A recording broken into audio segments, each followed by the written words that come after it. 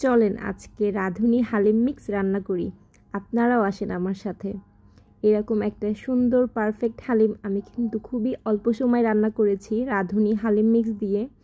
সেই রান্নাটাই আজকে আমি আপনাদের সাথে শেয়ার করব। চলুন তাহলে শুরু করা যাক।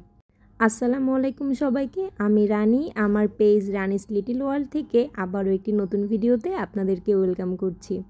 দেখতে পাচ্ছেন আমি কিন্তু 2টা রাঁধুনি হালিম মিক্সের প্যাকেট নিয়ে নিয়েছি। আমি যেহেতু 14 থেকে 15 জনের জন্য করব, তাই আমি মনে করেছি 2 প্যাকেটই পারফেক্ট হবে। এই যে আমি প্যাকেট 2টা কেটে নিব এবং সুন্দর করে এর যে দানাগুলো আছে সেটা ঢেলে নিব। তারপর প্যাকেটে লেখা অনুযায়ী এর ভিতরে আমি দিয়ে দিব ফুটন্ত গরম পানি এবং আমি পানি দেওয়ার পরে মিশ্রণটি কিন্তু নেড়ে নিব, নতুবা নিচে থেকে দলা পাকিয়ে যাচ্ছিল। খেয়াল করে দেখেন দলা লেগে যাচ্ছে। তা আমি চেষ্টা করছিলাম চামচ দিয়ে এটা সুন্দরভাবে নেড়ে নিতে, যেন দলাগুলো না থাকে। তারপরে এটাকে আমি রেস্টে রাখবো, যেটা প্যাকেটের গায়ে লেখা আছে। আপনারা যখন প্যাকেট কিনবেন আপনারা সেটা পড়ে নেবেন। এই ভিডিওটা আমি করছি নতুনদের জন্য, যারা পারে না। আমিও কিন্তু খুব বেশি ভালো পারি না। এই যে আমি এটা ঢেকে দিচ্ছি। তারপর আমি একটা বড় ননস্টিক নিয়ে নিয়েছি, ননস্টিকের বড় একটি প্যান। তারপর আমি এখানে পরিমাণ মতো তেল দিয়ে দিব হালিমটা রান্না করার জন্য। হালিমটা হবে চিকেন হালিম। এইবার আমি পরিমাণ মতো পেঁয়াজ দিয়ে দিলাম এবং পেঁয়াজটি লাল না হওয়া পর্যন্ত এটাকে সুন্দর মতো নাড়তে থাকবো। আমি অনেকক্ষণ নাড়ছিলাম কিন্তু পেঁয়াজটা লাল হচ্ছিলই না। তো আমি এর ভিতরে একটা ট্রিক্স করে একটু লবণ দিয়ে দিলাম। লবণ দিলে কিন্তু পেঁয়াজটা খুব দ্রুত লাল হয়। আপনারা কি সেটা জানেন? নতুন যারা আছে তারা এটা করতে পারেন। তারপর এখান থেকে আগে থেকে ধুয়ে রাখা মুরগির মাংস আমি দিয়ে দিলাম। আমি মাংসগুলোকে ছোট করে কেটে নিয়েছিলাম, যদিও আমার হেল্পিং হ্যান্ড কেটে দিয়েছে। এই যে এই মাংসগুলোকে দিয়ে দিলাম তেলের ভিতরে। আমি চাচ্ছিলাম মাংসগুলো একটু ভাজা ভাজা হোক, যেহেতু এটা ফার্মের মুরগি ছিল। তারপর এর ভিতরে আমি একে একে আদা রসুন পেস্ট দিয়ে দিব এবং কিছু শুকনো মশলা দিব। এছাড়া আমরা যে রাঁধুনি হালিম মিক্স তার ভিতরেও কিন্তু 2টা মশলার প্যাকেট পেয়েছি, সেটাও আমরা দিয়ে দিব একে একে। এই যে আমি প্যাকেট 2টা এখন কাটবো, কেটে দিয়ে দিব। আমি এখানে বাড়তি খুব বেশিও মশলা অ্যাড করব না। আমি এখানে বাড়তি করে একটু করে লবণ, শুকনো মরিচ গুঁড়ো এবং জিরা এবং ধনিয়ার গুঁড়ো দিব।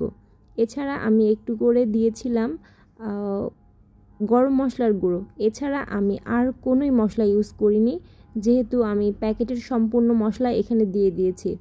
আমার কাছে মনে হচ্ছিল এই মশলাটুকুই যথেষ্ট, এর অথেন্টিক টেস্টটা বজায় থাকবে।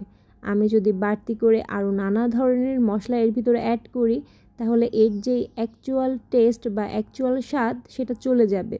তাই আমি অ্যাড করিনি, আপনারা দেখতেই পাচ্ছেন।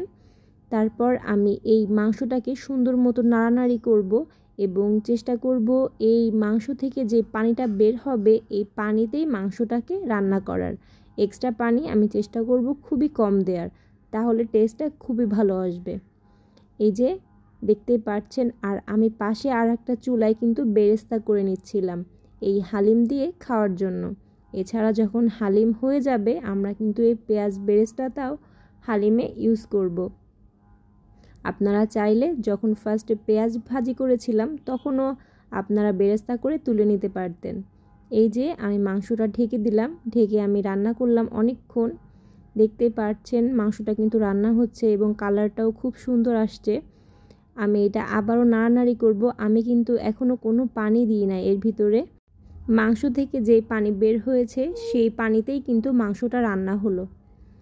এইবার মাংস রান্না হতে হতে আমি চলে যাব আমার ডাল ভিজানোর ওইখানে, যেখানে আমি প্যাকেটের ডাল এবং শস্যদানাগুলো ভিজিয়ে রেখেছিলাম। সেটাও কিন্তু বেশ অনেকটা সময় ধরেই ভিজানো আছে, লাইক 20 থেকে 25 মিনিট কিন্তু হয়ে গিয়েছে। এবার সেটা আমি আস্তে আস্তে আমার এই মাংসের ভিতরে দিয়ে দিব এবং 2টা একসাথে সুন্দরভাবে মিক্স করব, কারণ 2টা এবার মিক্স হতে হতে আমাদের হালিম হয়ে যাবে। দেখতে পাচ্ছেন আমি সুন্দর করে নেড়ে দিচ্ছি। এই যে ডালগুলো কিন্তু এখনও খুব ভালো মতো গলে নাই, দেখতে পাচ্ছেন দানা দানা রয়ে গিয়েছে। এই জন্য আমি এটাকে সুন্দর মতো নাড়বো এবং ঢেকে দিব। আমি কিন্তু বারবার ঢাকনা উঁচু করছিলাম আর নেড়ে দিচ্ছিলাম, নতুবা তল থেকে লেগে যেতে পারে। আপনারা এটা অবশ্যই খেয়াল রাখবেন। কখনোই হালিম চুলায় দিয়ে অনেক সময়ের জন্য দূরে চলে যাবেন না, দেখবেন তলা থেকে কিন্তু লেগে গিয়েছে, তখন কিন্তু একটা পোড়া পোড়া ভাব চলে আসবে। তাই খেয়াল রাখবেন এবং বারবার আসবেন এবং নেড়ে দিবেন। এই যে আমি নেড়ে দিচ্ছি, এখনও যথেষ্ট পাতলা আছে।